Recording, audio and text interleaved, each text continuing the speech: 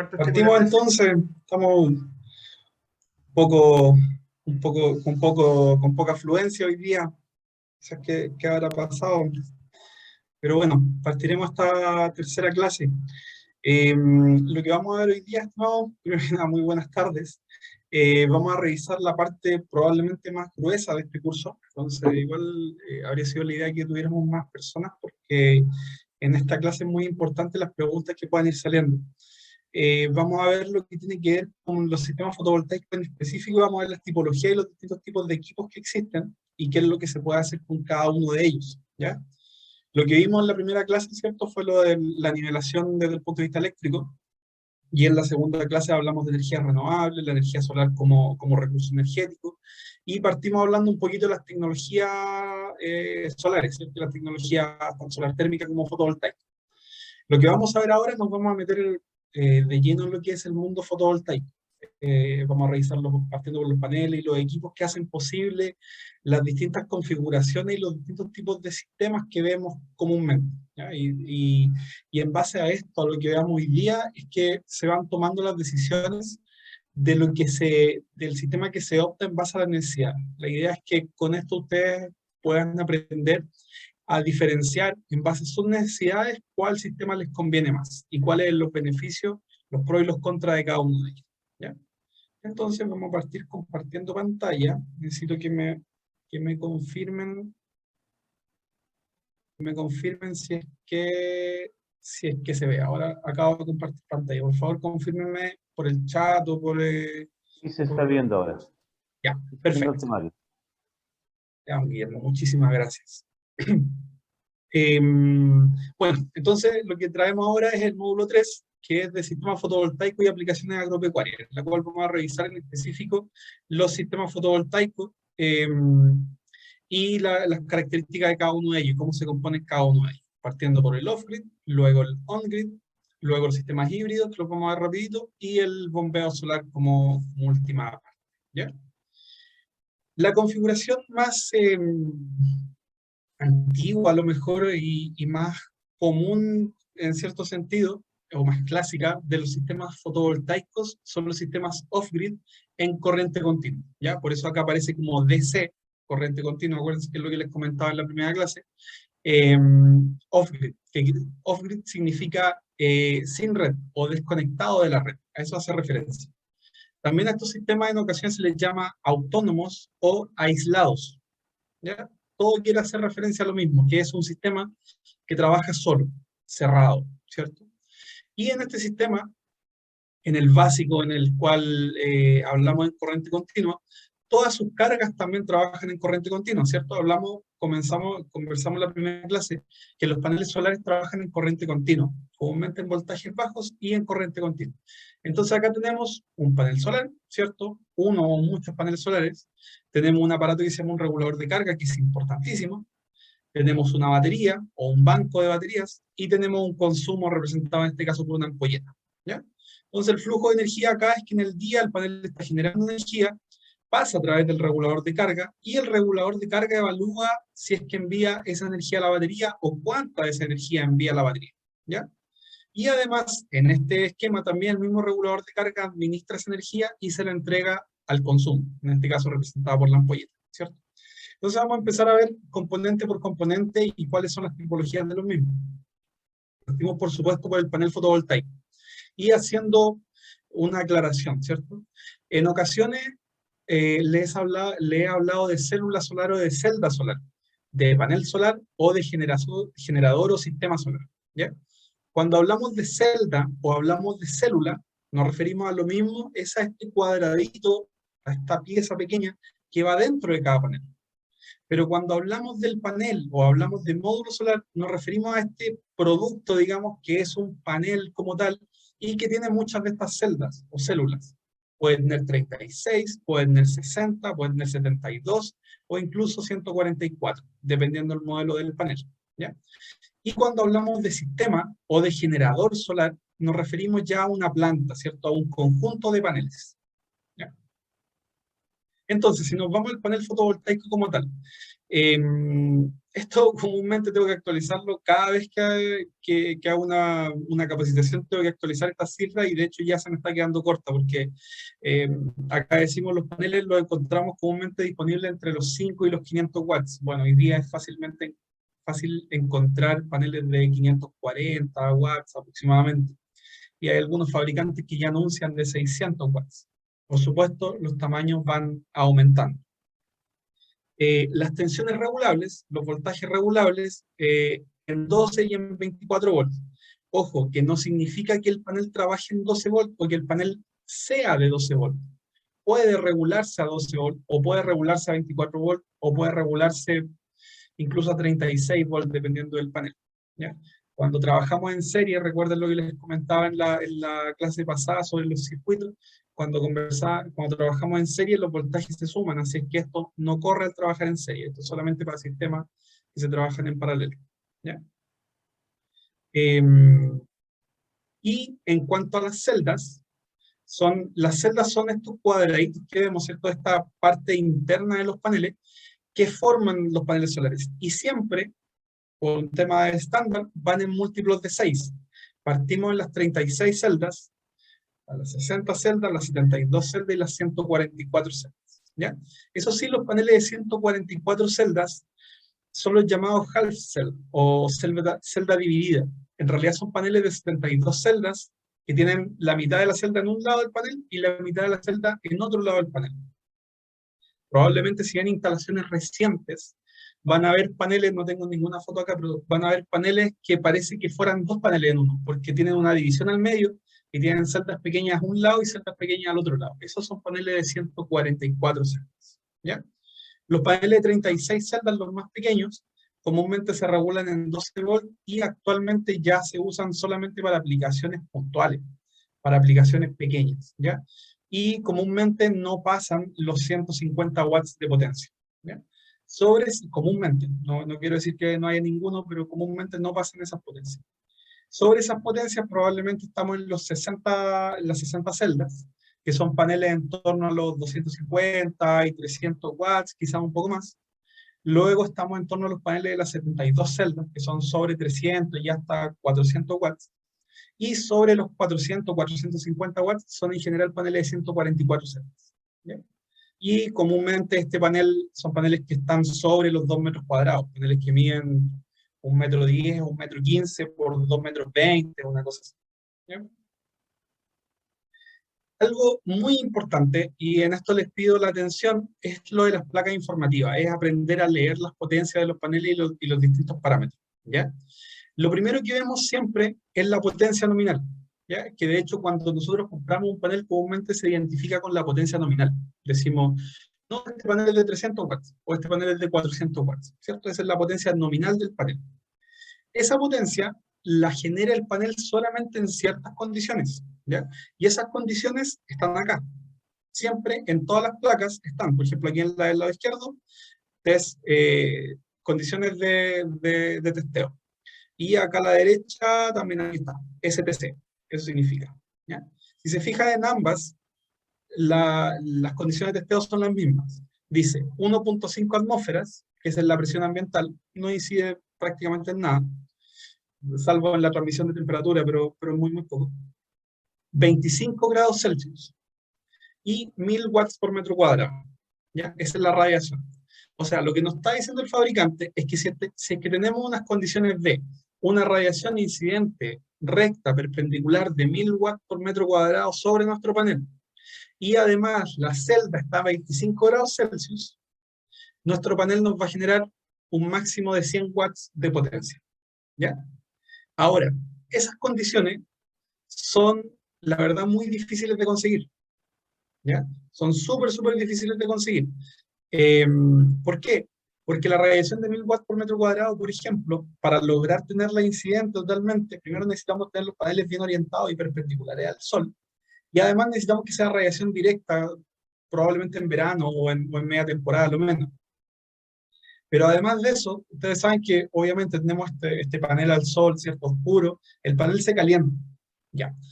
Los paneles, o las celdas más específico, al calentarse, tienen pérdidas, tanto pérdidas de potencia como pérdidas de tensión. Eso hace que a mayor temperatura, menor generación. Entonces, probablemente cuando tengamos 1000 watts por metro cuadrado, no sé, supongamos hoy día si está despejado donde están ustedes, quizás podemos llegar a 1000 watts por metro cuadrado. ¿Ya? Aquí en Talca tenemos un día despejado y probablemente estamos cerca de los 1000 watts por metro cuadrado. Supongamos que tenemos estos 1000 watts por metro cuadrado.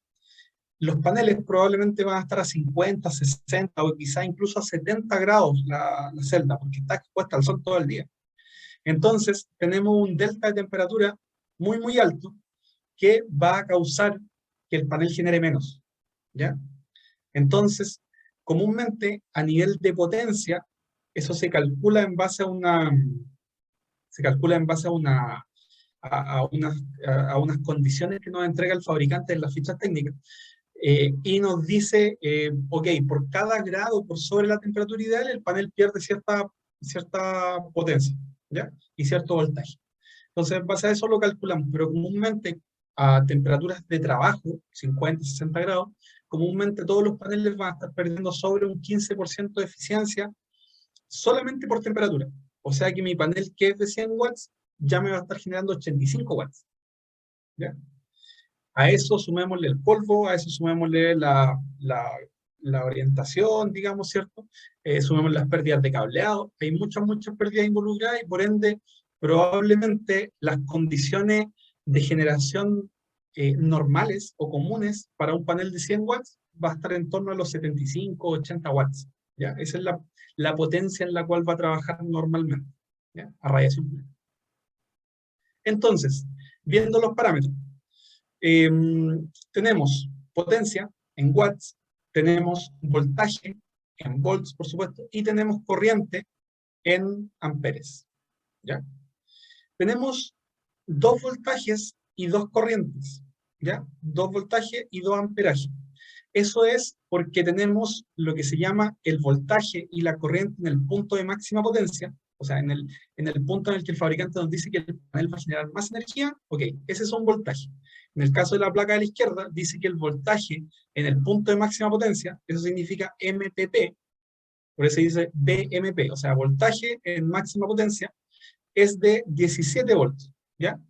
Pero también está lo que se llama el voltaje de circuito abierto. No sé si se acuerdan que yo en la primera clase les decía que el voltaje era como una disponibilidad de energía, ¿cierto? Entonces, hay mayor voltaje cuando no hay carga. A eso se refiere el voltaje en circuito abierto. Es el voltaje sin carga, con cero corriente, que sería con los cables desconectados. O sea, si yo pongo el panel al sol y no lo conecto a nada, le pongo el multitester, ¿cierto?, para medir voltaje, me va a dar un parámetro parecido al voltaje de circuito abierto, que en este caso son 21 volts. ¿Ya? ¿Por qué es importante esto? Porque, por ejemplo, si yo este panel lo quiero regular con una batería, lo voy a regular a 12 volts, ¿ya? Pero yo tengo que saber que eventualmente el panel puede llegar en torno a los 21 volts. Más aún, yo les decía que había pérdida de potencia y de voltaje al subir la temperatura, pero cuando la temperatura baja, el voltaje también puede subir, ¿ya? Porque mejoran las condiciones. Entonces, eventualmente, podemos tener voltajes más altos que esto en ciertas condiciones. ¿Como cuáles? Por ejemplo, en media temporada o en ocasiones, incluso en verano, cuando las noches son frías, el panel en la mañana está frío y amanece, entre comillas, de repente, a lo mejor cuando amanece está nublado y en un momento para otro sale el sol de las nubes, los paneles están fríos y tenemos pics de potencia y de voltaje, ¿ya? Entonces, por eso ahí hay unos cálculos que se hacen para evitar daños en los equipos electrónicos con esas subidas de voltaje. Además, en cuanto a la corriente, al amperaje, también tenemos dos parámetros de corriente. Tenemos la corriente en el punto de máxima potencia, o sea, en ese punto en el que más genera, y además tenemos la corriente de cortocircuito, ¿ya? La corriente en el punto de máxima potencia en este panel que está a la izquierda es de 5.7 amperes. Y la de cortocircuito significa tomar el positivo, tomar el negativo y unirlos. Ese es el punto en el cual vamos a tener mayor corriente. En este caso es de 6 amperes. Entonces también la resistencia, por ejemplo, del cableado el cable tiene que soportar estas corrientes, ¿ya? Acá tengo un gráfico que muestra lo que yo les estaba comentando. Si ustedes pueden mirar el gráfico de la parte superior, solamente en la parte superior, esta curva roja es la curva de potencia del panel. Acá tenemos voltaje, en esta línea tenemos voltaje, y en esta tenemos corriente, ¿ya? Entonces, hay un punto medio, que es el punto de máxima potencia. Si tenemos el panel funcionando en ese punto, es cuando más energía nos va a entregar, ¿ya? En ese punto es el que más energía nos va a estar entregando. Si lo movemos en la curva, o sea, si forzosamente, por ejemplo, le bajamos el voltaje al panel, también va a generar menos energía, ¿ya? Entonces, ahí entra algo muy importante que les voy a comentar en un par de minutos, que es el regulador de carga y cómo trabaja el regulador de carga, ¿ya? Pero acá abajo tengo otro gráfico que va en concordancia con este. Entonces, este es el gráfico de potencia. Si ustedes se fijan, el punto más alto donde más potencia hay es cuando estamos en el punto de máxima potencia, vale la redundancia, ¿ya?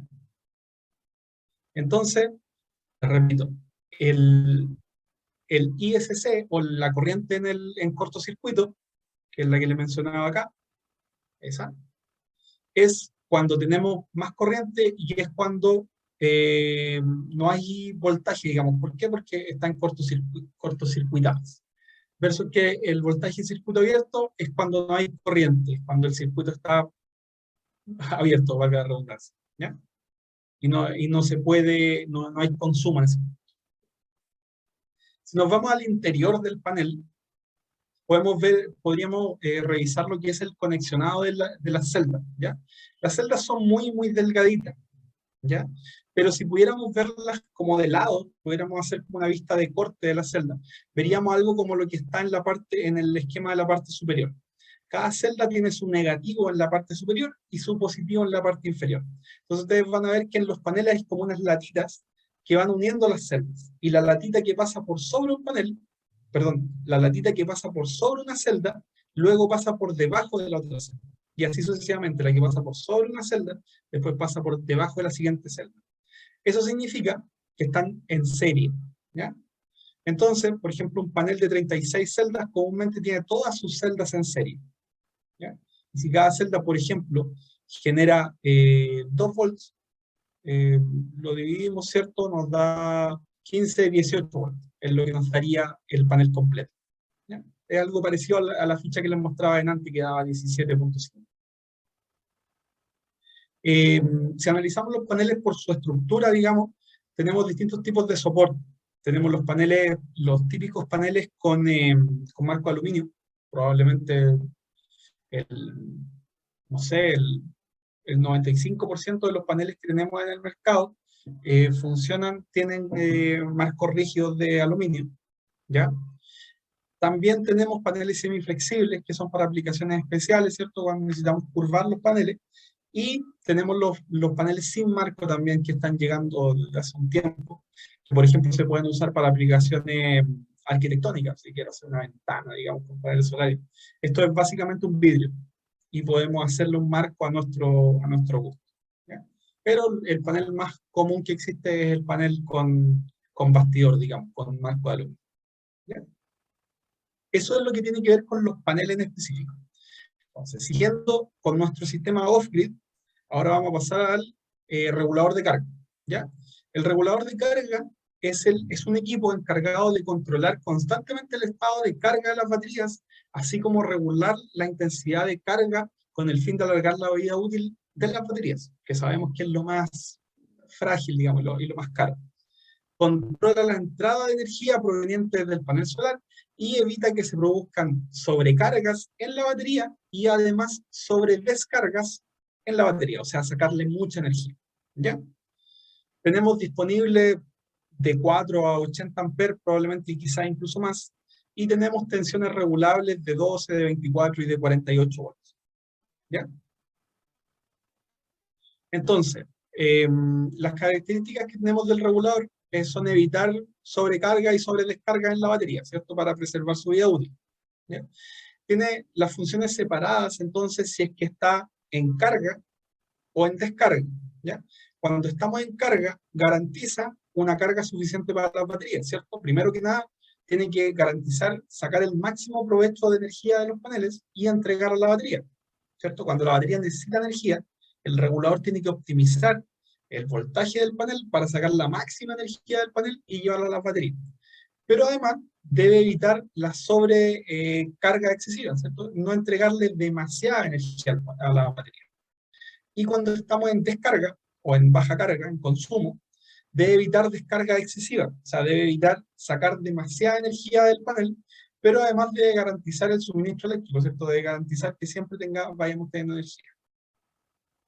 Dentro de los reguladores de carga tenemos dos grandes tipos, ¿ya? El primero es el PWM, que es el más común de todos, y el segundo es el MPPT, que son los reguladores un poquito más sofisticados, ¿ya? En el caso del PWM es el más sencillo, son los más baratos también, y en este caso los módulos trabajan a la misma tensión que están cargadas las baterías, ¿ya? Lo que se puede traducir en algunas pérdidas de energía, como yo les mostraba en los gráficos hace un momento, ¿ya? Cuando la batería llega a la tensión indicada, digamos, comienza a impedir el contacto entre los módulos y la batería para evitar sobrecarga, ¿ya? Entonces, al comienzo tenemos lo que se llama una carga rápida, ¿cierto? Que tenemos la batería con el voltaje muy bajo y el regulador entrega mucha energía para que las baterías lleguen a su voltaje real. Una vez que está ahí, empieza la fase de absorción. O sea, los reguladores mantienen estable la carga, el voltaje de las baterías, perdón, pero entregan mucha energía. Y luego el regulador lo que hace es bajar un poquito el voltaje y mantener lo que se llama en flotación, que es como el mantenimiento de las baterías. Es importante, por ejemplo, si ustedes tienen un sistema con batería y se van, no se van a dejar su casa sola y se van un tiempo, nunca desconectar las baterías. Hay personas que dicen, mejor la voy a desconectar porque no la estoy usando. Siempre se deben dejar conectadas porque el regulador se va a encargar de mantenerla siempre a un voltaje correcto, ¿ya? ¿Cuál es el tema? En el caso del regulador PWM, el regulador PWM obliga a la batería a estar en el mismo voltaje al panel y a las baterías, ¿ya? Obliga a todo el sistema a estar en el mismo voltaje. Entonces, ya sabemos que está sacando al panel de su punto óptimo, ¿cierto? Por ejemplo, si este sistema es de 12 volts y le ponemos un panel como el de 100 watts que les mostré hace un rato, ese panel trabaja de manera óptima en 17 volts. Pero nosotros, para que no dañar la batería, lo vamos a trabajar en 14.5 volts. Eso significa una pérdida de eficiencia para el panel y probablemente ni siquiera vamos a estar generando los 80 watts que yo les decía antes con las pérdidas de calor, sino que a lo mejor vamos a estar generando 70 o 60 watts por esa pérdida. Para evitar eso, existen unos reguladores que son más sofisticados, que son los MPPT, ¿ya? Que son los seguidores del punto de máxima potencia. Eso significa esta sigla en inglés, ¿ya? Este regulador, la gran gracia que tiene es que trabaja por separado el voltaje del panel que el voltaje de la batería, ¿ya? Puede lograr ser entre un 10 y un 40% mayor rendimiento al PWM, ¿ya? Especialmente cuando las condiciones son malas, ¿ya? Además, nos presenta algunos otros beneficios. Por ejemplo, ya en el sistema que yo les estaba diciendo en un comienzo, por ejemplo, tenemos una batería de 12 volts y tenemos el panel este de 100 watts, ¿cierto? Ya el panel va a estar trabajando a sus 17.5 volts, que es su óptimo, y las baterías van a estar trabajando en sus 13.5, que también son su óptimo, ¿cierto? Pero además nos va a ofrecer la opción de poner más paneles en serie. O sea, a lo mejor yo ahora puedo tener 2 paneles en serie o 3 paneles en serie y estar trabajando a 40, 50 volts en los paneles y la batería seguir trabajando a 12 volts. Y eso me entrega beneficios como, por ejemplo, menor corriente en los cables. Y puedo usar cables más delgados, o bien puedo mantener cables relativamente delgados y no tener que aumentar tanto el calibre de los cables al momento de poner más de un panel, ¿ya? Eso es muy interesante, este tipo de reguladores. Bueno, lo que indica acá es que tenemos el punto de máxima potencia, siempre lo está siguiendo, ¿cierto? Entonces siempre nos va a estar entregando la potencia más óptima. En cierto sentido, estos reguladores son un convertidor de DC-DC, o sea, son un convertidor de voltaje. Porque en el caso, por ejemplo, que está graficado acá, puede convertir 200 volts, 250 volts, que es mucho voltaje, a 12 volts. ¿ya? Y aprovechar los beneficios de ambos, siendo ambas cargas óptimas. Podemos limitar también la corriente, la potencia, ¿ya? Y eso nos da opciones de sobredimensionamiento, ¿ya? Que no las tenemos con el PWM. En este caso, tenemos opciones de sobredimensionamiento que significan básicamente poder poner más paneles para que eventualmente en el invierno tener la potencia que necesitamos, y en el verano simplemente cortamos la energía que no usamos y, bueno, la vamos a perder, pero tenemos energía suficiente en invierno, ¿ya? Esas son las opciones que nos da el MPPT. Ahora, entre ambos reguladores, así como hay muchas diferencias de beneficios, también hay muchas diferencias de precio, ¿ya? Así que comúnmente cuando se hacen sistemas pequeñitos para un foco, para un par de luces, probablemente lo más recomendable va a ser poner un regulador PWM, porque me va a comprar un regulador que me va a costar a lo mejor 20, 30 o 40, 50 mil pesos. Y cuando hago un sistema más grande, pongo un regulador MPPT porque me puedo permitir gastarme 200, 300 o 500 mil pesos en el regulador, ¿ya? Porque no es tan fuerte el gasto en relación al tamaño del proyecto. Si yo hago un sistema para un par de ampolletas, no vale la pena gastar 200 mil pesos en un regulador, ¿cierto? Mejor me lo gasto en más paneles. Pero si hago un sistema pequeñito, o sea, si hago un sistema más grande, ahí sí que vale la pena. ¿Bien? Eso es lo que tiene que ver con reguladores. Ahora les voy a hablar de lo que tiene que ver con las baterías, ¿ya? Que es probablemente el punto más complejo de un sistema off-grid, de un sistema aislado, eh, el punto más delicado y probablemente el cual requiere mucho más tiempo de profundización. En este caso no vamos a profundizar tanto, sino que solamente vamos a hablar en general de lo que tiene que ver con las baterías, ¿ya? Primero, las baterías que se utilizan para sistemas solares son baterías de ciclo profundo, ¿ya? Son baterías que están optimizadas para ciclos de carga lenta. Ser de ciclo profundo, se los comentaba a personas de otro curso, no tiene que ver necesariamente con ser baterías de gel, ¿ya? O ser baterías selladas. Son dos temas diferentes. Ser batería de ciclo profundo significa que sus placas al interior de la batería están optimizadas para hacer ciclos de carga lenta, de carga y de descarga lenta, ¿ya? ¿Qué significa esto? Por ejemplo, las baterías de los autos son todo lo contrario, están optimizadas para ciclos de carga rápidos y descarga rápidos. La función de una batería de auto es básicamente entregar energía para el motor de arranque del auto, para que el auto encienda. Y el motor de arranque gasta mucha energía, pero la gasta en un periodo de tiempo muy pequeño. El arranque durará 3 segundos, 2 segundos, ¿cierto? Entonces, mucha energía en poco tiempo. Las baterías de ciclo profundo son todo lo contrario, porque en un sistema solar yo necesito que si mi casa está alimentada con paneles solares y con baterías, yo necesito que en la noche tener energía, ¿cierto? Y no necesito por 2 o 3 segundos, necesito que toda la noche tenga energía. Entonces, las placas al interior de la batería están optimizadas para entregar poca energía, pero por mucho tiempo, ¿ya?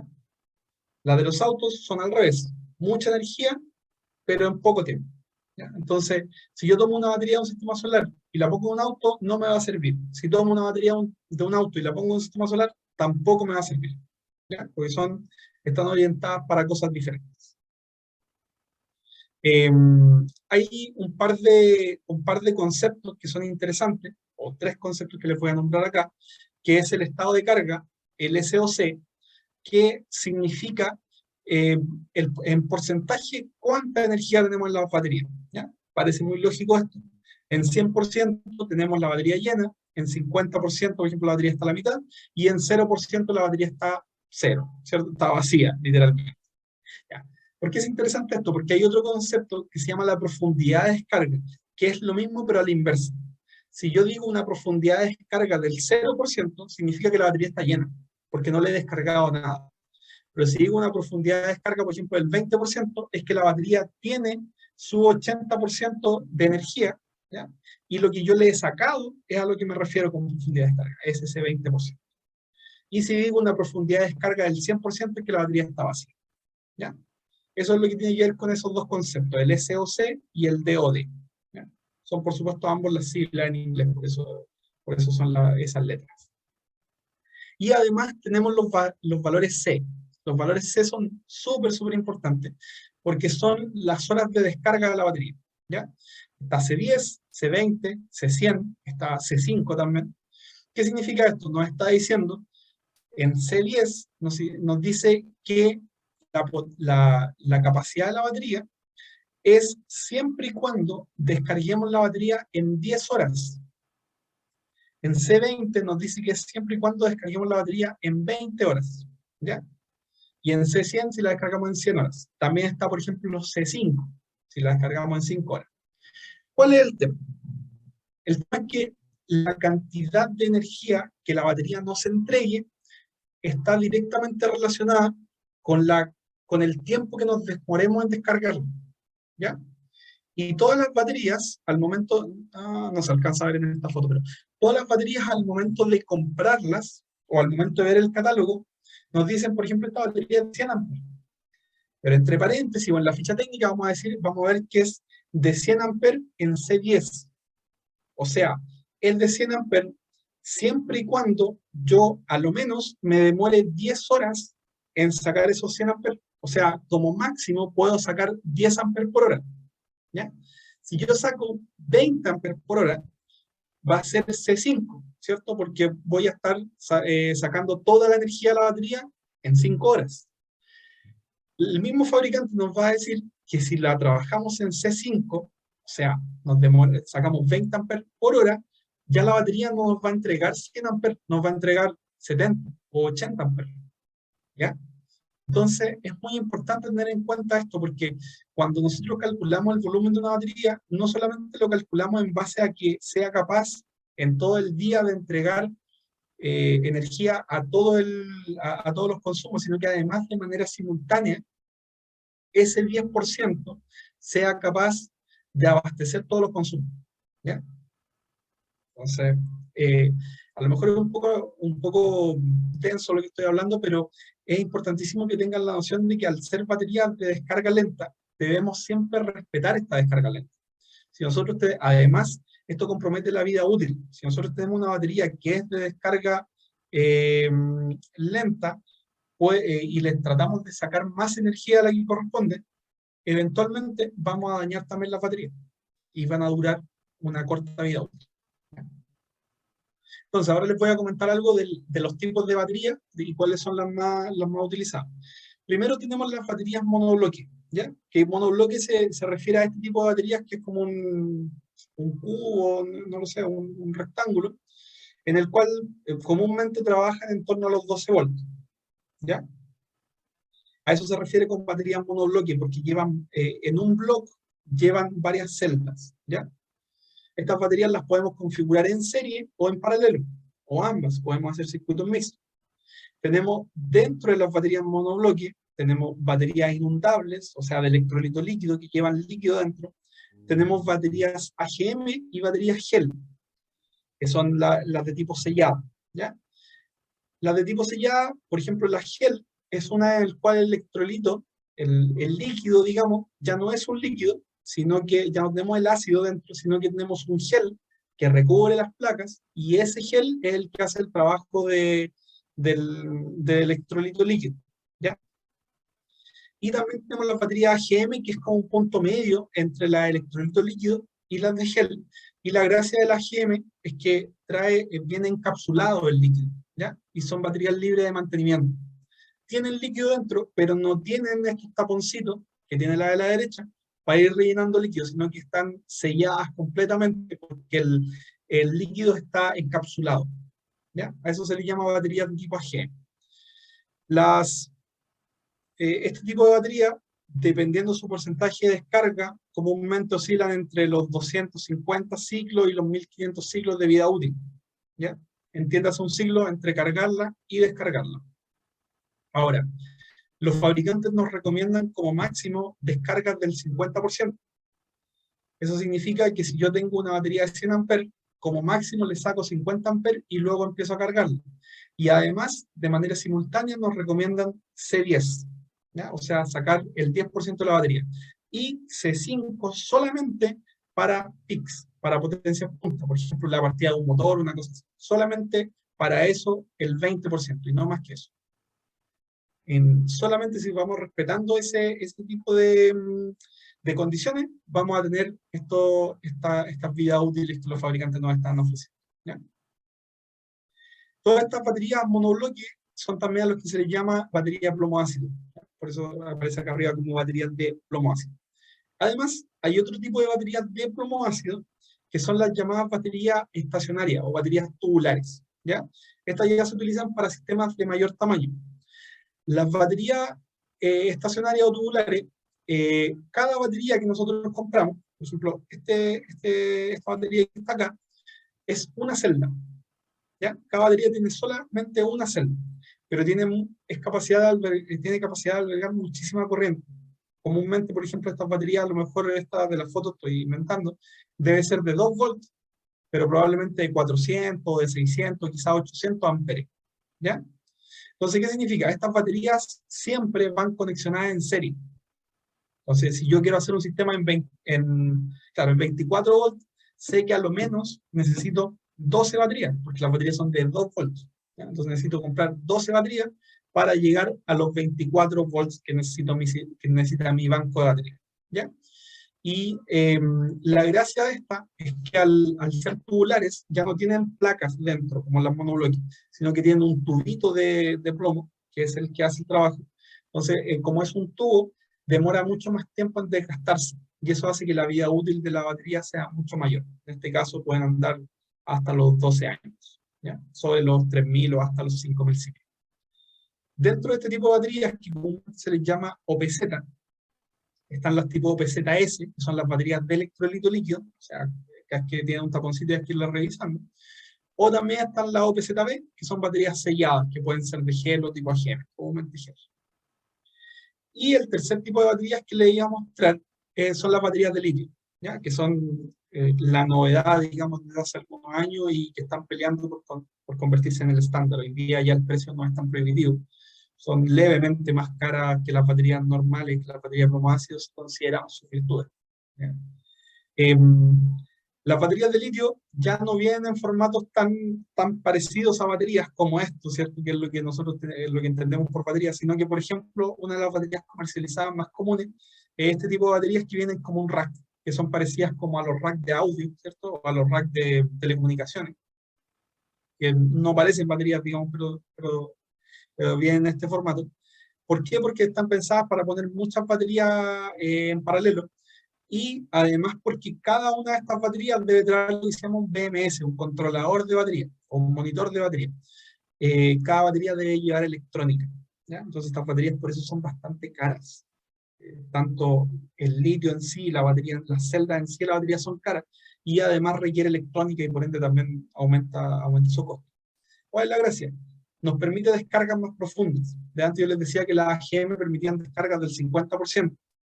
Las baterías de litio permiten descargas de hasta el 90%. Y las AGM permitían 10% simultáneo, solamente un pic de 20%, pero 10% simultáneo, ¿cierto? En este caso permiten descargas simultáneas del 50%. Entonces son baterías que entregan niveles de rendimiento mucho mayores. Esa es la gracia de las baterías de litio, ¿ya?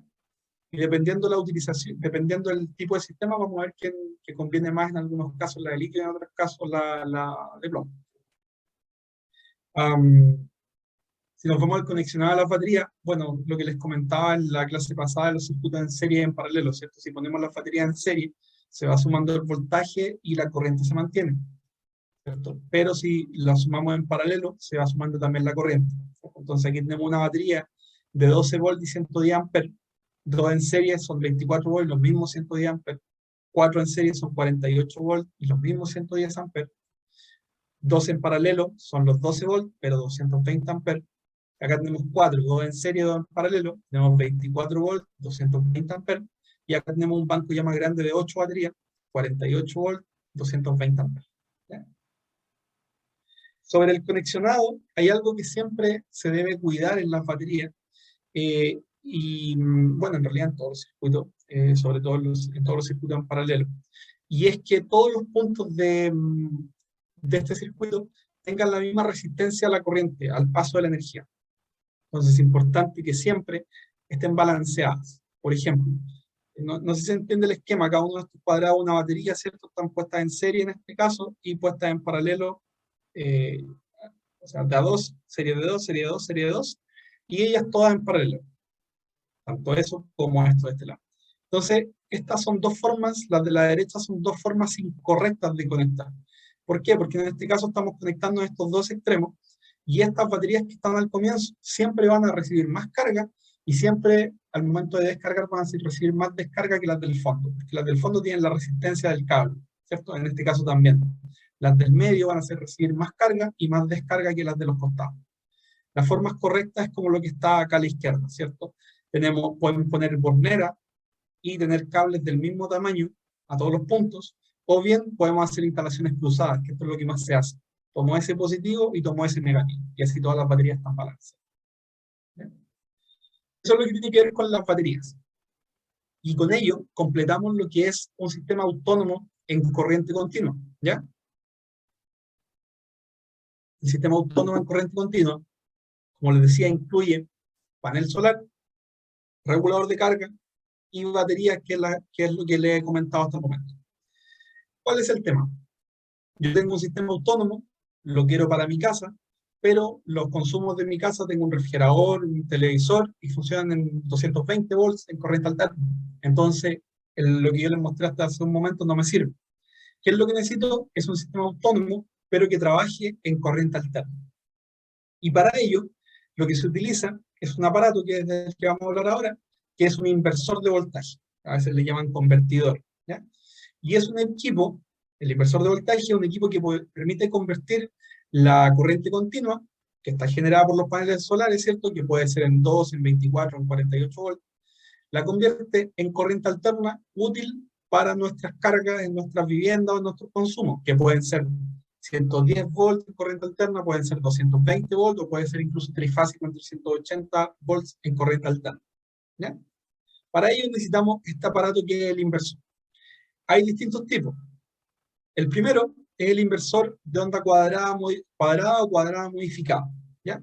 Este es el típico inversor que podemos encontrarnos en las tiendas del retail, en el Soy, Máquina Leasing, ¿ya? Son inversores súper económicos, ¿ya? Pero son inversores de onda cuadrada. ¿Qué significa eso? Yo les comentaba en la primera clase que en la corriente alterna se genera una onda sinusoidal o sinusoidal, ¿ya? Estos inversores emulan esa onda, pero hacen una onda que es cuadrada. Cuando se trabaja con ondas cuadradas, solamente se pueden alimentar consumos resistivos, no inductivos. ¿Qué significa esto? No se pueden alimentar motores con esto, ¿ya? Entonces, cualquier artefacto que tenga motor y lo conectamos con un inversor de esto, o se quema el inversor o se quema el artefacto que estamos conectando, pero algo va a salir bien, ¿ya? Además, en general son equipos para uso esporádico, no continuo, ¿ya? Y son equipos de bastante bajo precio. Comúnmente estos equipos están orientados más que para sistemas solares, están orientados para tenerlo en el auto, ¿cierto? Y conectar un computador o un televisor, pero no mucho más que eso. Lo que se debe usar para sistemas solares son los llamados inversores de onda pura o de onda sinusoidal, que permiten todo tipo de consumos, porque tienen una onda sinusoidal y podemos conectar motores. Y además son para uso continuo, ¿ya? O sea, no hay problema que lo conectemos y que estemos funcionando las 24 horas. El inversor, siempre y cuando sea de la potencia indicada, el inversor va a ser capaz de entregarnos la energía que nosotros necesitamos.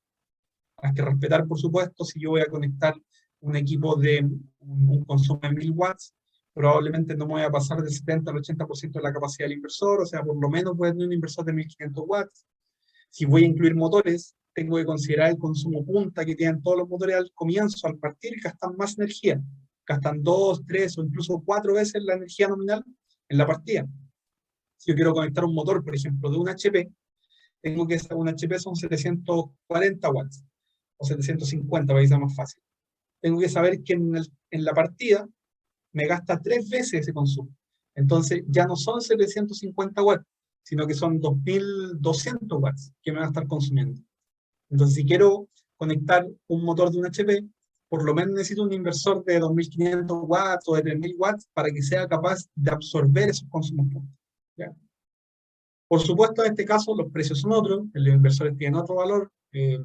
Un inversor de onda cuadrada, como el que les mostraba antes, probablemente oscila entre los 30.000 pesos y los 100 o 150.000 pesos. Y un inversor de onda pura probablemente parte por ahí de los 150 o 200.000 pesos, ¿ya? Menos no va a costar que eso. Y este es un típico ejemplo en el cual se cumple el dicho que decían antes, que si es pesado es mejor o es bueno, ¿ya? Porque comúnmente los inversores de onda pura son más pesados que los inversores de onda cuadrada. Y es básicamente porque estos inversores funcionan en base a bobinas, quedan dentro de bobinas que generan la onda sinusoidal, versus que los de onda cuadrada son pura electrónica. Entonces son más livianos y más pequeños. Esos son los dos grandes grupos. Y tenemos un tercer grupo que nos da opciones muy interesantes, que son los inversores cargadores. El inversor cargador es un equipo que además de ser un inversor, o sea, además de convertir la corriente continua en alterna, nos permite convertir la corriente alterna en continua. ¿Ya? ¿Para qué nos sirve esto?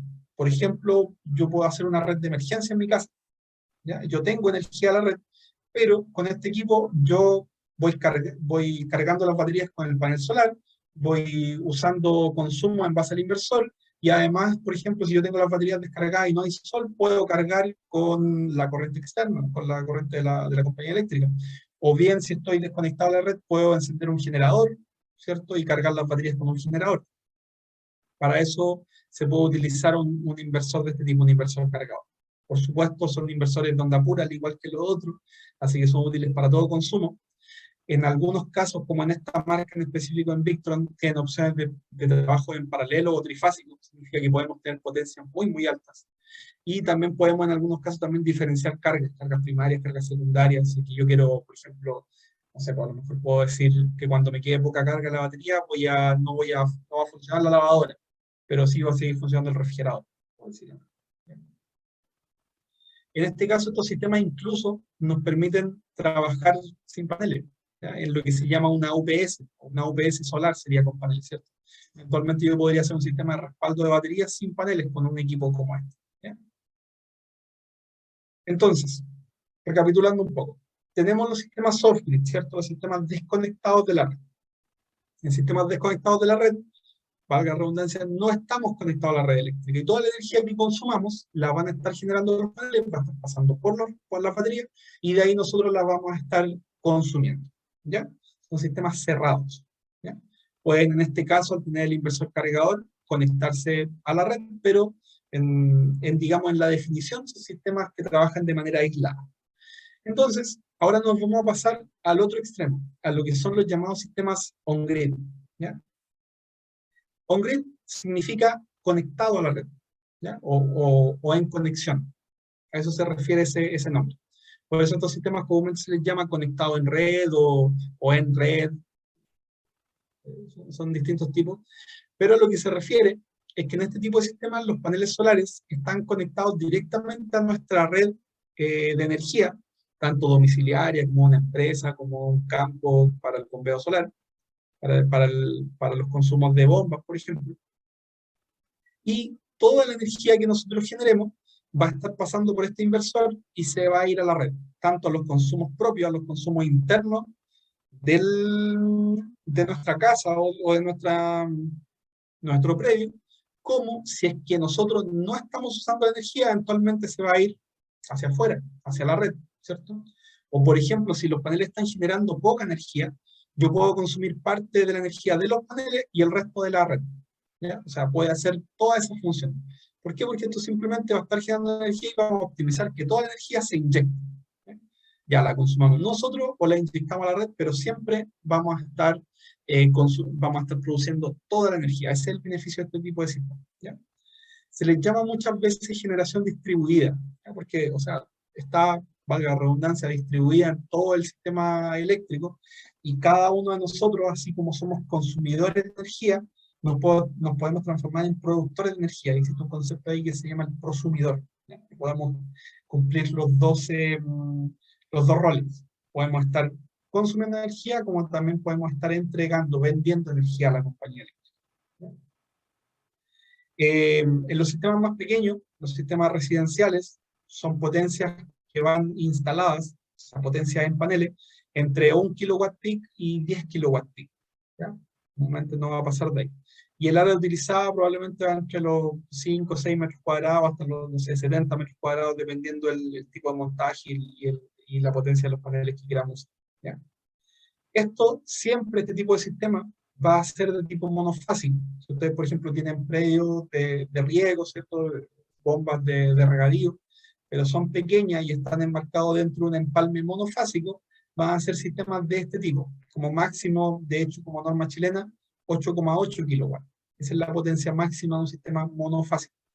Y en nuestro país esto se trabaja dentro de la tarifa BT1. ¿Ya? Probablemente si ustedes revisan su cuenta de electricidad, siempre va a decir tarifa BT1, ¿ya? Que es la tarifa que puede ser monofásica, pero que tienen todos los monofásicos, que es una tarifa englobada. ¿Qué significa que sea englobada? Que es un concepto inventado, digamos, englobado. Es que nosotros pagamos potencia y pagamos energía en el mismo valor, ¿ya? Comúnmente la tarifa BT1 tiene un costo de energía mayor, pero es porque incluye dentro de su costo la potencia, que es la cantidad simultánea de energía que podamos estar consumiendo. ¿Ya? La, las facturas de electricidad, por ejemplo, de las empresas comúnmente trabajan en otro tipo de tarifa que diferencian esas cosas. ¿Por qué les explico esto?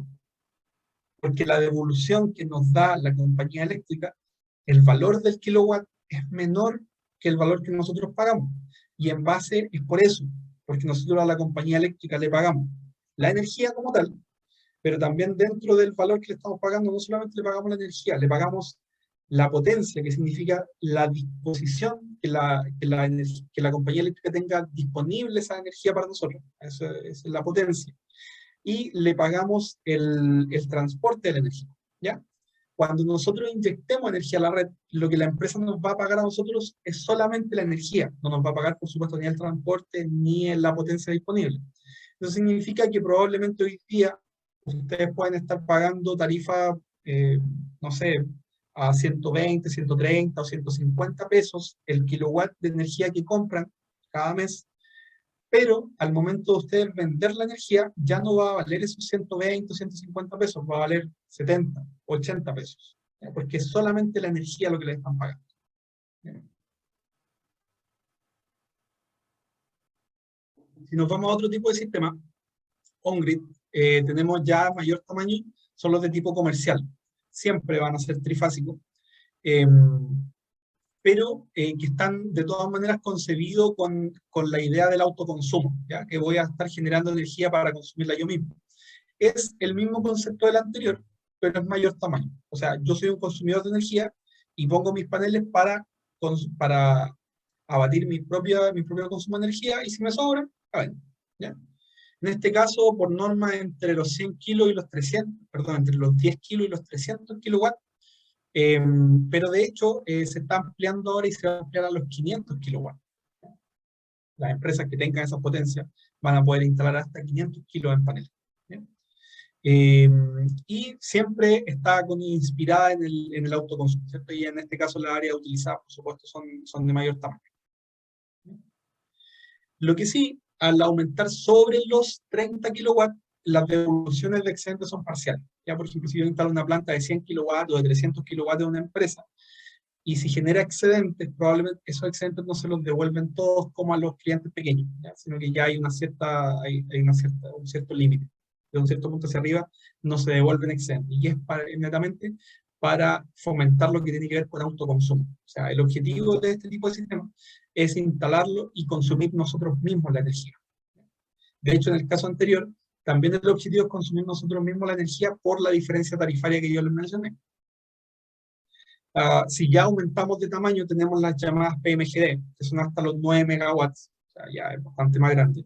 Son plantas que están hechas directamente para vender energía a la red, pero que están hasta a un cierto punto y utilizan la red de distribución existente, digamos. Nos dice una persona en el chat, nos pregunta si se paga lo mismo, solo se descuenta el IVA al 19%. No, no está así. Si lo ves en el caso de una factura, lo va a anotar así, pero en el caso de una boleta, el valor no es solamente restar el IVA. Puedes ver el pliego tarifario de la compañía. No sé qué compañía, podría comentarme qué compañía eléctrica es con la que trabajan, pero todas las compañías eléctricas publican sus pliegos tarifarios, ¿ya? Y ahí nos indican el valor del kilowatt. Pues, Entonces, si entra a la página web de Coeltra, probablemente va a estar el pliego tarifario. Y el pliego tarifario te va a decir, por ejemplo, en la comuna X, el valor por kilowatt es de, no sé, 90 pesos. ¿Ya? Y el valor de inyección es de 70 pesos. Lo que sí tiene razón es que lo que yo les comentaba es que los 120 o 150 pesos son con IVA. Eso es verdad.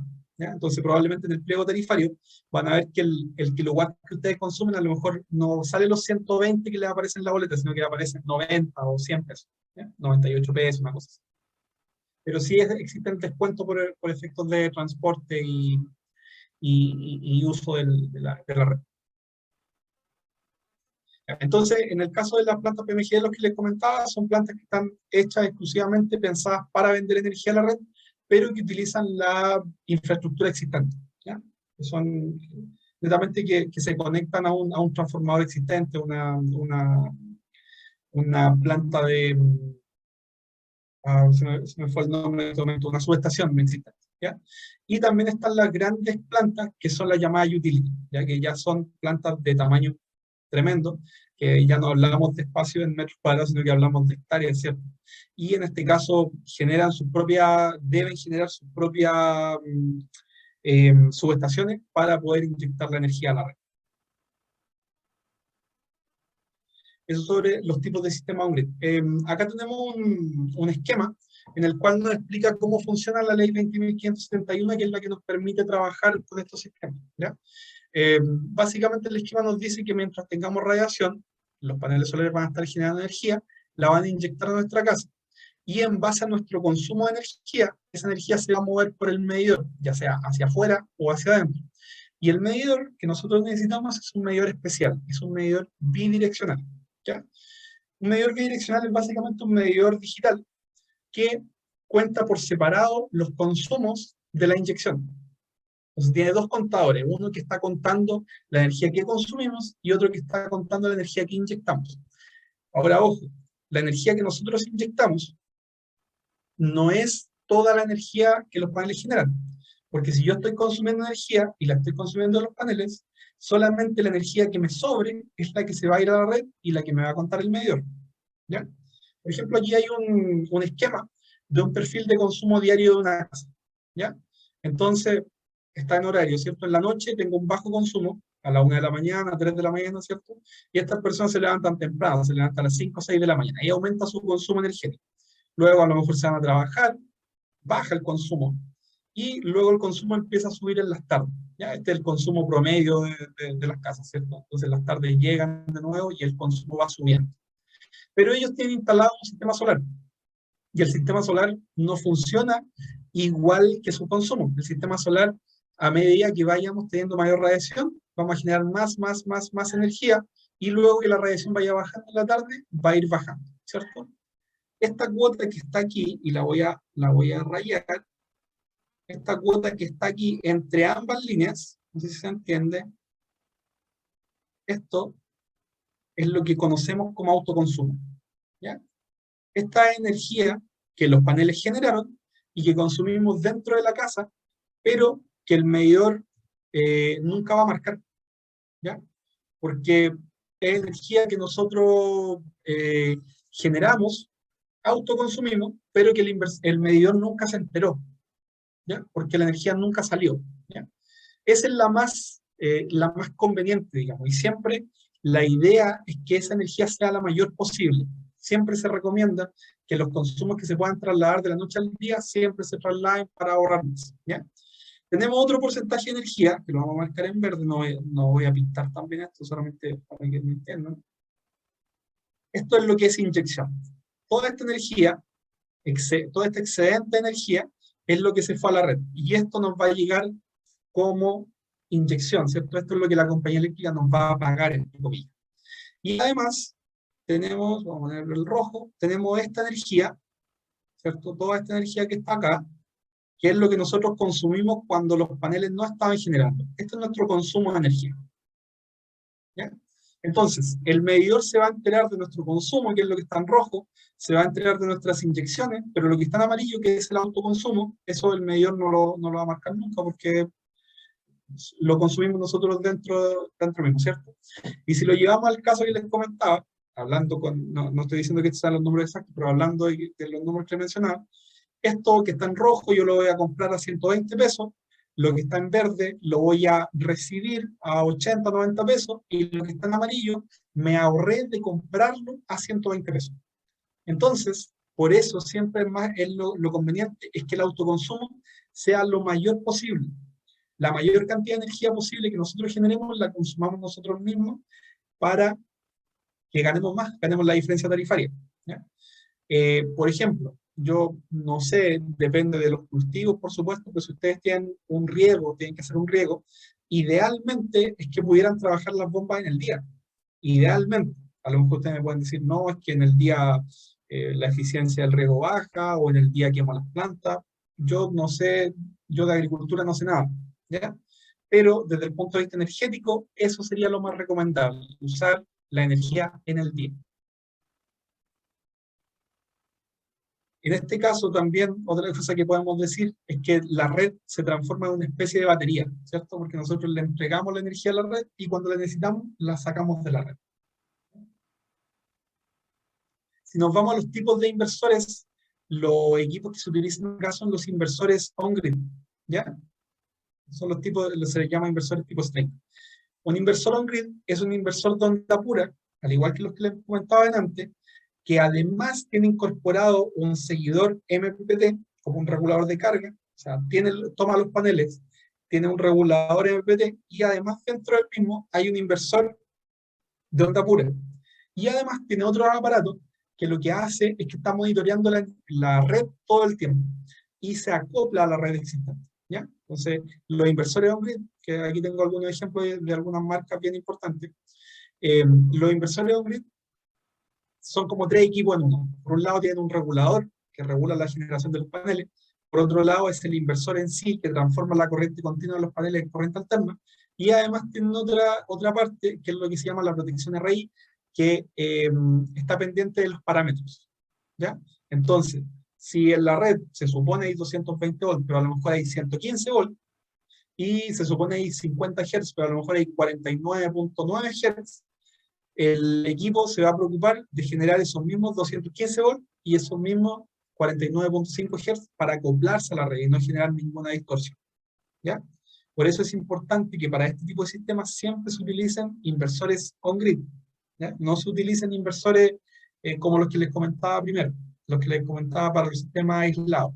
Son otro tipo de sistemas, los inversores de tipo on-grid eh, son hechos para esto y comúnmente también debe venir preparado para la norma. En este caso, nosotros en Chile tenemos nuestra propia norma, la norma chilena, y el equipo debe ser capaz de adaptarse a la norma chilena y desconectarse en base a los parámetros de la norma chilena. Es un inversor de este tipo, inversores de tipo string, como se les conoce, los paneles siempre van todos en serie, ¿ya? A menos que sean ya inversores de mayor tamaño y que ya lleven más de un seguidor o más de un MPPT, ¿ya?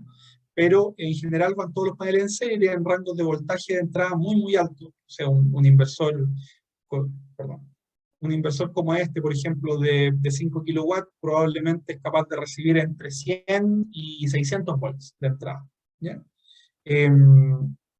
Más todos los paneles en serie. Su ventaja es que en general el costo del equipo es bajo en relación a la cantidad de paneles que hay que instalar, pero sus desventajas, por ejemplo, es que comúnmente tienen limitación en cuanto a la orientación de los paneles. ¿Por qué? Porque todos los paneles están en serie, entonces todos los paneles tienen que estar ubicados de la misma manera y ser los mismos tipos de paneles, ¿ya?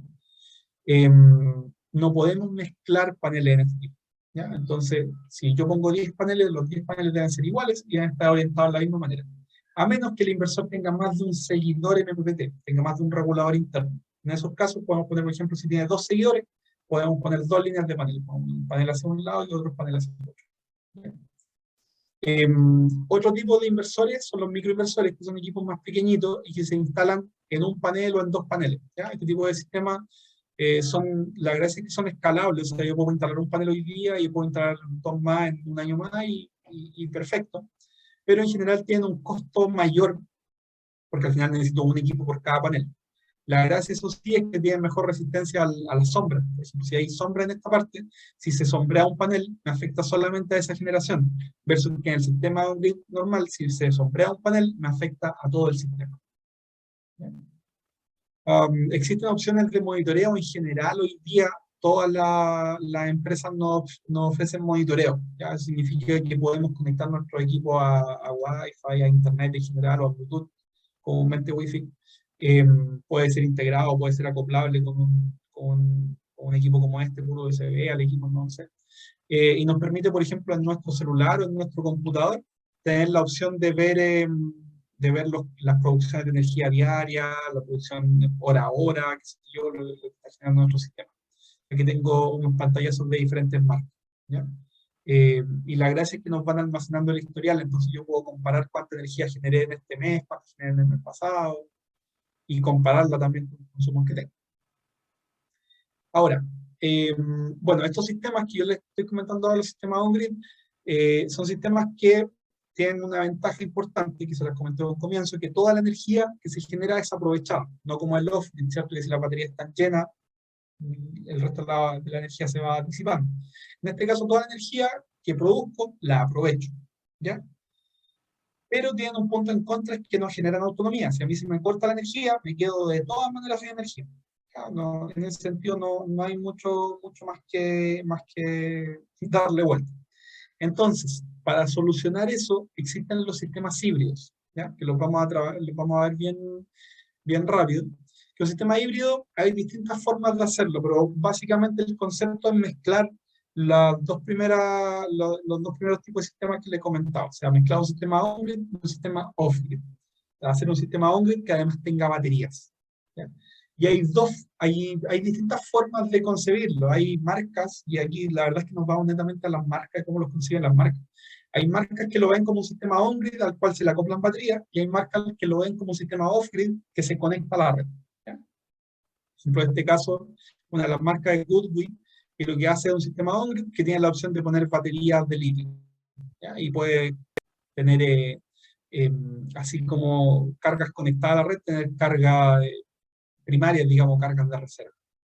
Tenemos otros sistemas que requieren dos inversores, ¿ya? Como son las opciones de SMA, ¿ya? Que necesita un inversor on-grid y además un inversor cargador. Tenemos las opciones como la de Victron, que nos permite con equipos como el que yo les comentaba adelante, como el inversor cargador, hacer copla en corriente continua, o sea, tener un sistema en corriente continua con batería y además un inversor cargador. Y también tenemos mezclas de marcas en las cuales podemos tener un sistema de baterías con un generador, con un inversor cargador y además tener un sistema on-grid por separado. La verdad es que ahí las opciones son bastante variadas, ¿ya? No sé si hay algún comentario, alguna consulta en base a lo que hemos visto, que es lo que tiene que ver primero con los off-grid, que eran los desconectados de la red, ¿cierto? Y luego con los on-grid y los híbridos, ¿ya? Porque lo que vamos a ver ahora es lo que tiene que ver en específico con el bombeo solar, ¿ya? Una consulta, en el caso mío, la distancia a la casa es muy distante, entonces a mí el primer sistema me serviría para la utilización de mi huerto. Y, Eh, Entiendo, usted no tiene un empalme donde necesita usar energía, no tengo. ¿ya? ¿Cuánta distancia estamos hablando? Estamos hablando de 500 metros.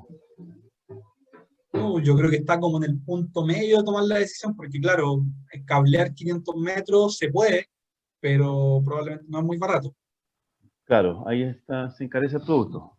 se encarece.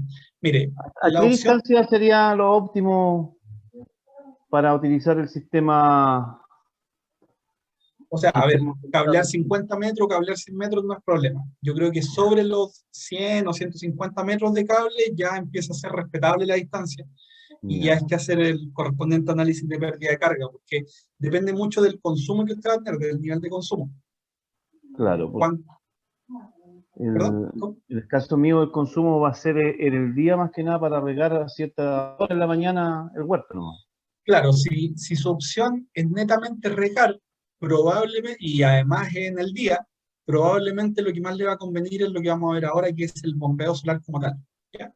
Que el bombeo solar es como, conceptualmente es parecido a un sistema aislado, porque en realidad es aislado, no va conectado a la red, pero no lleva baterías, La verdad es que puede llevar, pero la base no lleva, ¿ya? ¿No? Y es un sistema de paneles directo a las baterías y que su objetivo es, perdón, de paneles directo a la bomba y que su objetivo es netamente abastecer la bomba, el consumo de esa bomba en específico, ¿ya? Ah, ya, Pro- por ahí va probablemente la su cosa. alternativa va a ir por acá. Ya, vamos a seguir entonces. Ok, gracias. ¿Vale?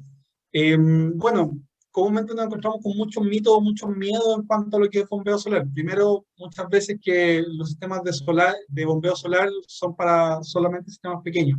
La verdad es que no es así, hay sistemas de bombeo solar tremendos de grandes, tanto para sacar agua de profundidades muy altas, no sé, hay bombas para trabajar a 300, incluso 400 metros, ¿ya? Y caudales 300, 200 metros cúbicos por hora, incluso creo que he visto alguna ahí de 400 metros cúbicos hora, eh, y además se pueden trabajar en paralelo, así que por tamaño no es problema, se pueden hacer soluciones de bombeo de todos los tamaños, el costo es otra cosa. También existe como mito que la energía solar para bombeo es muy frágil, ¿ya? La verdad es que la durabilidad de la bomba va a ser como la durabilidad de cualquier bomba dependiendo de la calidad de ella. Y la electrónica en sí son electrónicas relativamente sencillas, así es que tampoco va a ser tan complejo. Los paneles, la vida de los paneles es la más larga, así que probablemente lo más complicado en cuanto a vida útil va a ser la bomba en sí. Eh, y también el mito de que el sistema de bombeo solar es caro. Y el concepto caro depende con quién lo comparemos, ¿ya? Porque si, por ejemplo, lo que Guillermo nos decía, tiene que cablear 500 metros, ese es un costo que tiene que considerar. Y si a lo mejor el cablear 500 metros le sale 2 millones de pesos, por inventar un número, son 2 millones de pesos que se está ahorrando y por ende el sistema solar para bombeo ya no está caro, ¿ya? Porque le está ahorrando la tasa solar, ¿ya?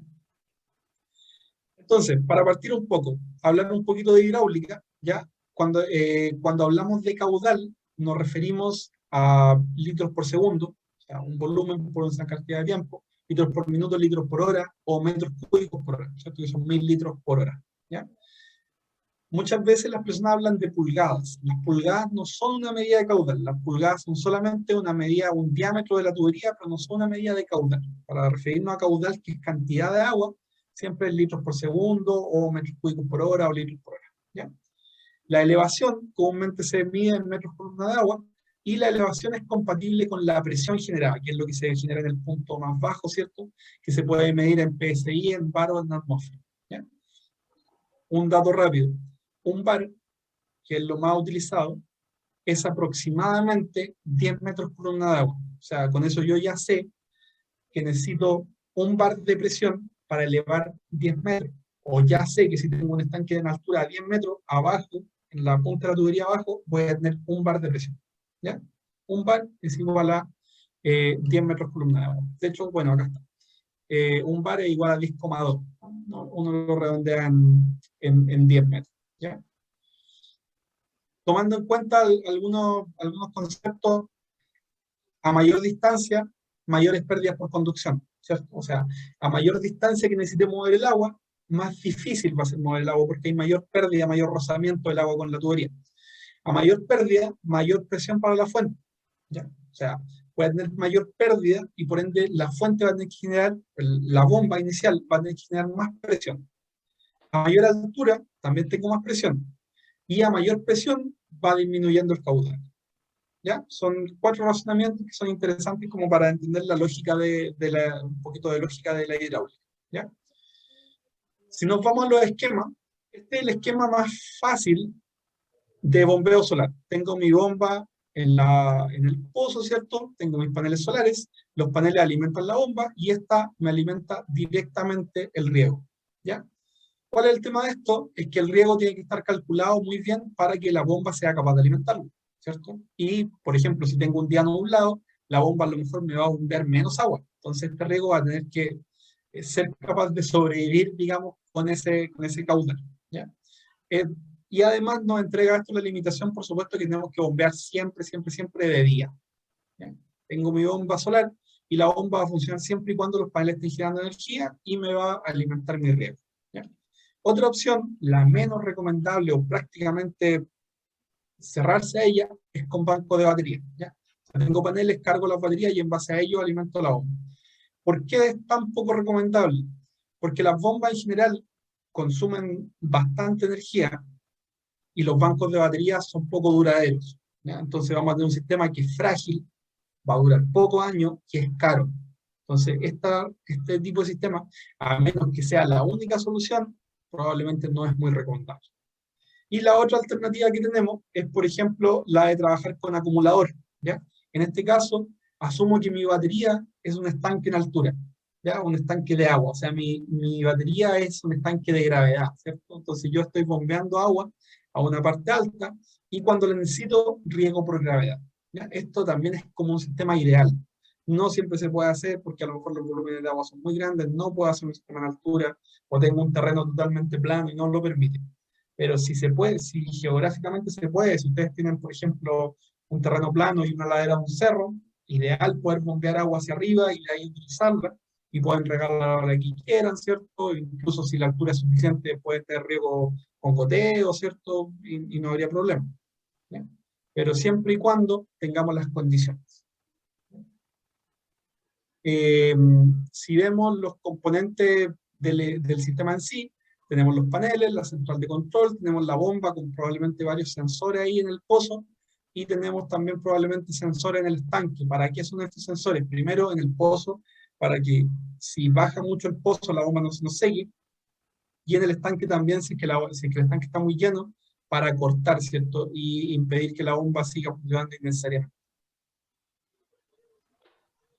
Eh, bueno, pasa lo mismo, ¿cierto? Lo que tenemos la bomba, en el caso de esta bomba que es sumergible, es una tubería, tenemos cables, tenemos sensores, siempre la bomba separada del fondo del pozo.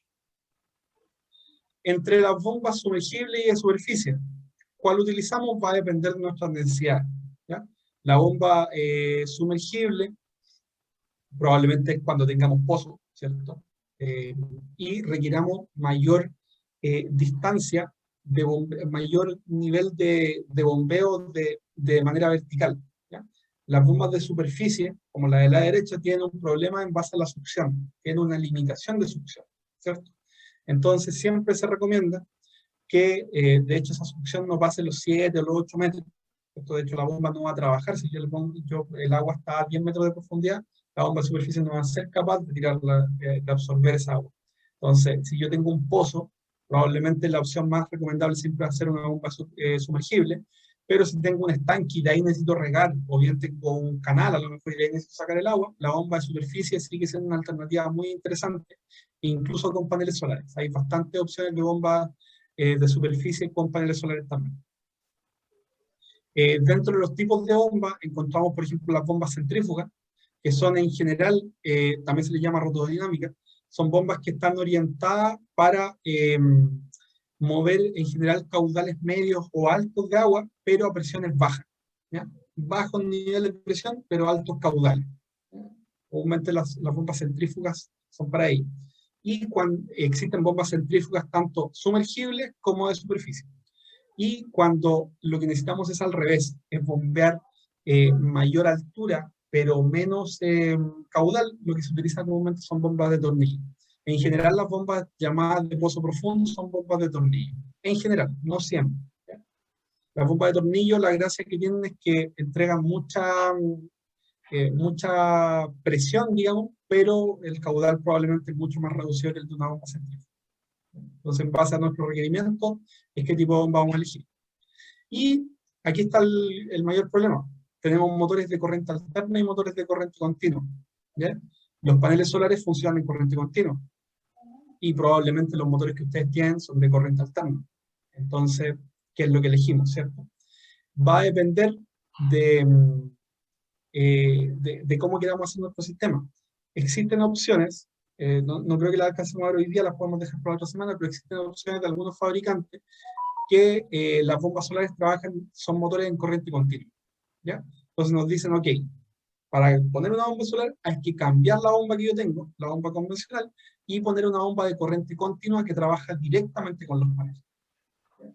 Y hay otros fabricantes que trabajan con corriente alterna. ¿Por qué esta diferencia? Es básicamente por el motor en sí, por el control de velocidad del motor, ¿ya? Los motores de corriente continua tienen un gran beneficio, y es que se puede regular su velocidad en base al voltaje, en base a la tensión. ¿ya? Versus un motor de corriente alterna, que si yo le modifico el voltaje, si le bajo el voltaje, no va a funcionar. ¿Ya? Y sabemos que la energía solar es dependiente del tiempo, ¿cierto? Del clima, dependiente de la radiación. Entonces, en un sistema solar, en unos paneles solares, el voltaje es variable. Si yo conectara una bomba convencional a un panel solar y el voltaje empieza a bajar, de repente la bomba no va a funcionar y listo. Versus que en un motor de corriente continua, la bomba va a funcionar a menor velocidad, pero va a seguir funcionando. Entonces, en los motores de corriente alterna se utiliza otra técnica para disminuir las revoluciones, que es en base a la frecuencia, ¿ya? A los hertz. ¿Ya? Por eso, a lo mejor ustedes han escuchado hablar en instalaciones grandes que se utilizan los variadores de frecuencia.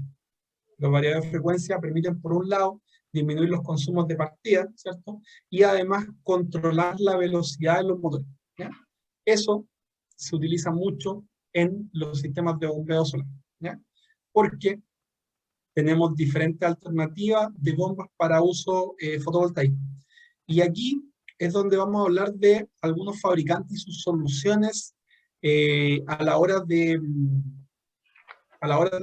ver cómo abordar este tema y qué tipo de equipo utilizar, ¿ya? Yo creo que nos vamos a pasar un poco el tiempo, pero lo vamos a ver bien rapidito y vamos a dejar si queda alguna duda, la vemos ahora, la vemos la próxima semana. Nos vamos a pasar un poco de tiempo, pero me interesa dejar esto explicado.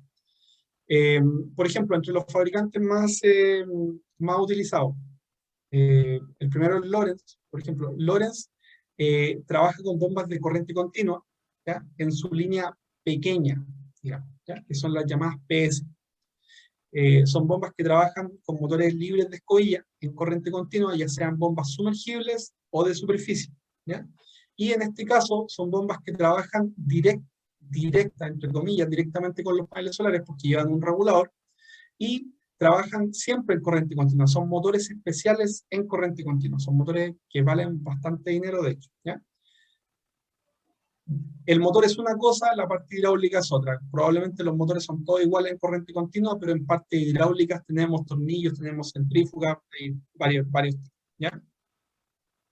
Además, esta marca, por ejemplo, Lorentz, nos ofrece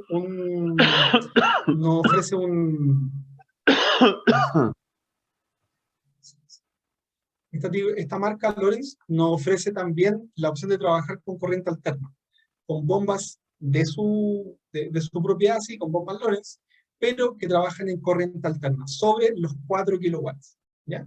Esas bombas ya trabajan en corriente alterna y utilizan este aparato, que es el PSK, que lo que hace es convertir corriente continua de los paneles en corriente alterna y además ser un variador de frecuencia, ¿ya? Entonces hace dos cosas. Es un inversor, por un lado, un inversor solar, regula la energía de los paneles, convierte la corriente continua en alterna y además varía la frecuencia del motor. ¿Para qué? Para variar la velocidad cuando tenemos diferencia de radiación, ¿ya? También tienen accesorios, por ejemplo, como el Power Pack, que nos permiten con corriente alterna cargar consumo en corriente continua, ¿ya? Muchos accesorios de sensores que no vamos a entrar en eso, también tienen opciones de conectividad, ¿cierto? Para ir sabiendo cómo está nuestro equipo en base a sensores y en base a un sistema de monitores, ¿ya? Tanto en el computador como en el teléfono, ¿ya? Tenemos otra marca que les quiero comentar, que está ahí, un fabricante chino, que lo que hace, la verdad es que una pseudocopia a una línea de Lorentz. Son motores en corriente continua y tienen, por ejemplo, bombas de sumergible y bombas de superficie, ¿ya? Son bombas que tienen en general buena relación de calidad-precio y son interesantes para hacer sistemas pequeños, ¿ya? Pero son siempre motores de corriente continua. O sea, todo lo que nos ofrece esta marca no significa siempre cambiar la bomba, ¿ya? Siempre vienen acompañados de una central de control que nos va a indicar lo básico, ¿cierto? Cuando tenemos energía, cuando la bomba está funcionando, o el funcionamiento de los sensores, ¿ya? Tenemos acá una serie del encendido y digamos, las especificaciones de cada una de las bombas, ¿cierto? La nomenclatura es en base a las potencias de las bombas, ¿ya? Y nos entrega, por ejemplo, las curvas de elevación de este tipo. Entonces, por acá tenemos la altura, la elevación que es capaz de dar la bomba y el caudal. Y ahí están las curvas de cada una de sus bombas, ¿ya? Otra marca que es interesante y que concibe, la verdad, los sistemas solares de otra manera, son las bombas Grundfos, ¿ya? Las bombas Grundfos nos permiten trabajar, tienen bombas en corriente alterna y continua, son, la verdad, maravillosas, trabajan en ACS, son bombas de origen danés. Y lo que hacen es que trabajan internamente con un rectificador, ¿ya? Y podemos trabajar en voltajes muy variados, porque estas bombas, la verdad es que el motor en sí es de corriente continua, pero tienen dentro un rectificador que lo que hace es siempre, aunque tengamos corriente alterna o continua entrando, siempre trabajar el motor en corriente continua. En este caso, no necesitamos necesariamente una central de control. Podemos conectar esta maravilla de bomba directamente a un panel solar, a 2 paneles solares, a 10 paneles solares, o la podemos conectar a la red de corriente alterna o a un generador, y la bomba siempre va a trabajar, ¿ya? Porque tiene un rango muy alto. En el caso de este modelo, trabaja entre los 30 volts y los 300 volts en corriente alterna, en corriente continua, perdón, y entre los 90 y los 220 volts en corriente alterna, ¿ya? Entonces, la variabilidad que tiene de trabajo es tremenda. También bueno, tienen bombas sumergibles y bombas de superficie, y tienen opciones, por ejemplo, con inversores variadores. En este caso son siempre trifásicos, ¿ya? Entonces nos permiten conectar bombas trifásicas convencionales, no sé, una bomba trifásica de 5 HP o de 10 HP, o de 20 HP o de 40 HP, nos permiten a través de este equipo conectarla a los paneles solares directamente. Tienen sistemas de control bastante sencillos en el caso de las bombas de corriente continua, que, como les decía, no son necesarios para regular la energía, sino que son básicamente en caso de información. Nos informan si hay algún problema o cómo está operando. Ven, acá están las nomenclaturas y las curvas que nos ofrecen. También es bien interesante que ofrecen variadas opciones de conectarlas, por ejemplo, incluso a sistemas eólicos. ¿Ya? Es bien interesante esta marca. Y por último les voy a mostrar la marca SolarTech, que es una marca china, que lo que hace es básicamente variadores solares, ¿ya?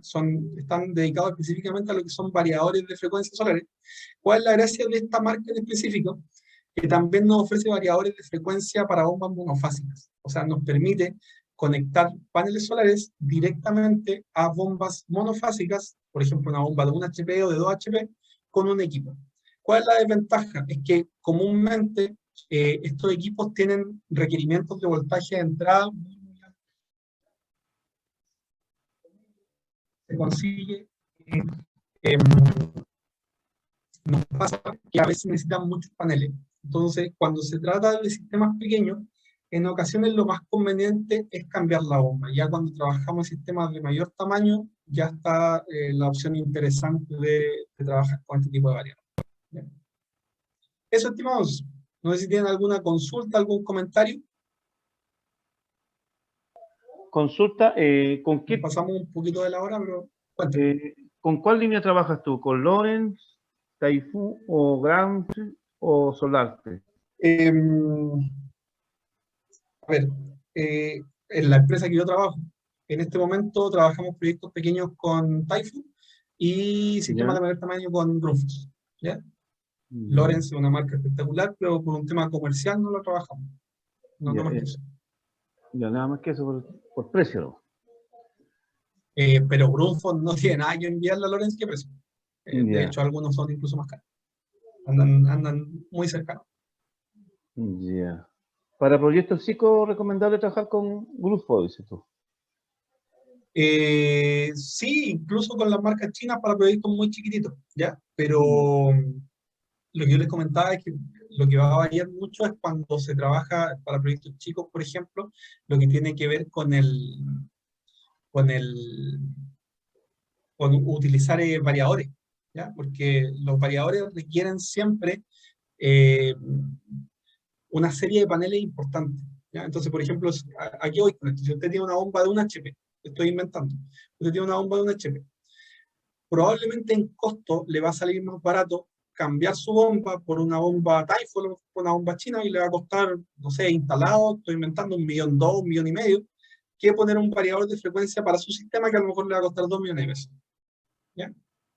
Ahora, hacerle un sistema con una Lorentz a lo mejor le va a costar 2 o 3 millones, ¿ya? Entonces hay varias alternativas ahí.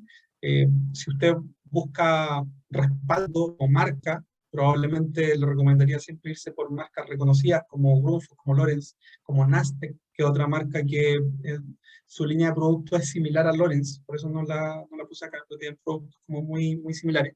No es que se copien, son marcas diferentes, pero son orientadas a cosas similares.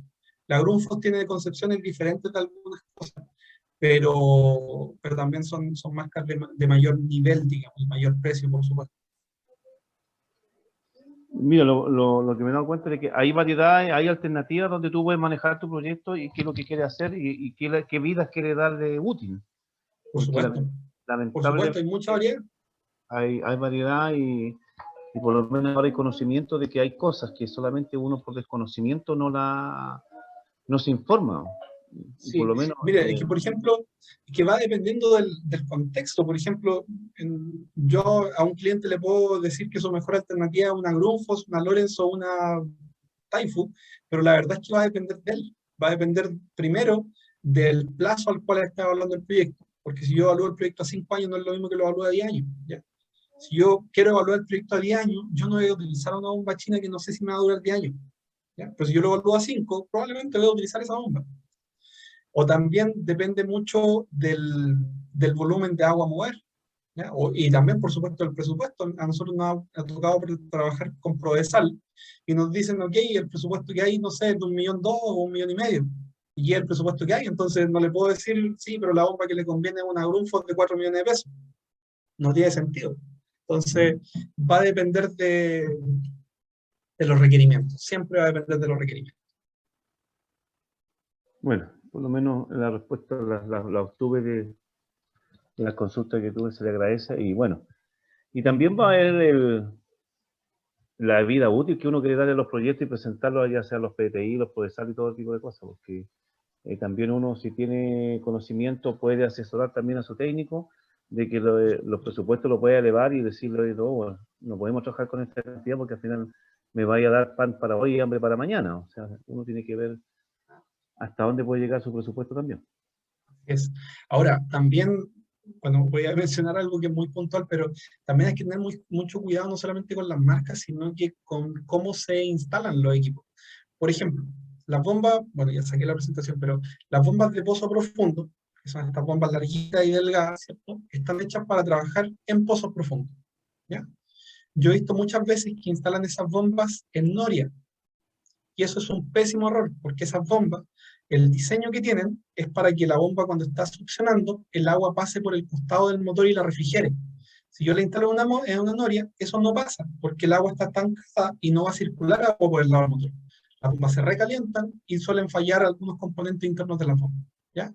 Entonces, no por tener marca, obtengo una bomba invencible. A mí me tocó ver bombas Lorenz con un cojinete que une el motor con el rotor, ver muchas bombas de esas dañadas a los 3 años, a los 4 años de funcionamiento, netamente porque era una bomba de pozo profundo que la ponía en una noria. ¿Ya? Entonces, no es todo marca. A eso voy. Y también depende mucho también la calidad del agua, depende mucho el nivel de sólidos que hay en el agua, depende mucho la dureza del agua. Sí, pues también utilizar la bomba adecuada el acumulador de agua que tú tengas. O sea, si la bomba es para Sí, uy, se le cortó un poco el audio, pozo creo. profundo, es Sí, para eso, ¿no? claro, la bomba de pozo Es profundo que está hay que destinada. utilizar las bombas que corresponden para que tenga su enfriamiento como corresponde, porque si no, su vida útil se va. Exactamente, exactamente. No tengo Eso, más más estimado. preguntas. No sé que si alguien más quiera preguntar. Sí, yo repetir algo. Hoy día, aquí en Chile, por cómo funciona, por cómo en nuestro país, nosotros tenemos, eh, uno siempre dice las cosas malas, pero algo positivo es que nosotros tenemos una súper buena cobertura de la red eléctrica. ¿Ya? Nosotros vamos a los sectores, muchos sectores rurales, y que la mayoría, no digo todos, porque probablemente aquí hay muchas personas que no tienen acceso a red eléctrica, pero la mayoría, incluso los sistemas rurales, tienen acceso a la red eléctrica, ¿ya? Entonces, los sistemas on-grid son una alternativa súper interesante si uno tiene un empalme eléctrico y el objetivo es ahorrar, ¿ya? Si yo tengo empalme eléctrico, tengo una red estable y mi objetivo es netamente bajar mis costos, el sistema on-grid les aseguro que siempre va a ser más interesante. Primero, porque aprovecha toda la energía que está generando. Y segundo, en invierno, cuando yo no esté regando, la voy a aprovechar igual. Bueno, va a ser lo mismo, pero aprovecha toda la energía que se está generando. Y con eso, y además tenemos menos componentes. Entonces, el sistema en sí es más barato por potencia. Así es que va a depender de nuestras necesidades. Usted decía que tiene que cablear 500 metros, ok, el on-grid a lo mejor no es lo que le conviene, pero si tuviera que bombear al lado de la red, el on-grid sigue siendo una súper buena alternativa. Así que eso, vamos cerrando entonces. No sé si hay alguna otra consulta. En el chat no nos han escrito nada, aparte de lo que conversamos de Nanti por las tarifas on-grid. Así es que, bueno, Marcelo, no sé si estás conectado para ir cerrando.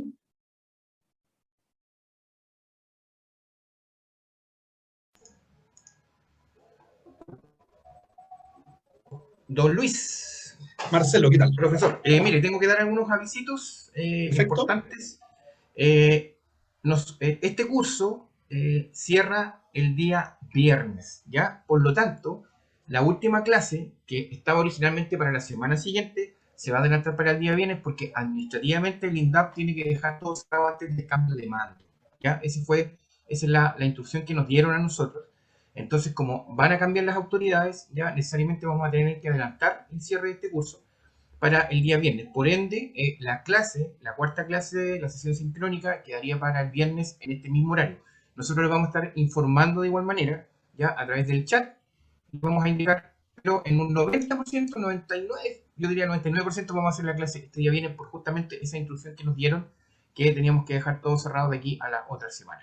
¿Ya? Así es que, de igual manera, si no pudiesen ver la clase, va a quedar en el sistema grabada, ¿ya? Pero es importante que asistan a la última clase del día viernes y para las personas que están atrasadas con el contenido del curso, es importante también que vayan viendo lo que les falta por ver, ¿ya? La mayoría tiene sí su contenido ya revisado, incluso algunos ya hicieron la prueba final y quedaría, digamos, esta última clase para el día viernes. Nosotros igual lo vamos a estar informando y don Luis, yo había hablado con usted también esa posibilidad justamente por esta coyuntura que hay respecto al tema de cerrar el curso el día viernes. Sí, perfecto. Ahí nos vemos el viernes. Ahí vamos a tener la última clase en la que vamos a hablar de la operación de los sistemas, mantenimiento y algo de trabajo seguro también. Perfecto. Bien, si no hay ninguna otra duda o consulta, le agradezco a Luis que haya asistido a esta clase y entregado este tremendo conocimiento para los alumnos. Y a los alumnos que se conectaron también, les agradezco que hayan asistido el día de hoy y nos vemos este viernes a las 15 horas nuevamente para la última clase sincrónica. Bueno, que esté muy bien. Que tengan Nos muy vemos el buena viernes. tarde. ¿Listo? Hasta luego.